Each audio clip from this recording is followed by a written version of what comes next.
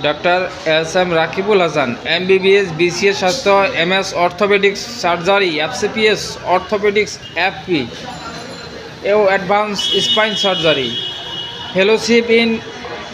arthroscopy and arthroplasty India, member Indian arthroscopic society, orthopaedics বিশেষজ্ঞ and trauma surgeon,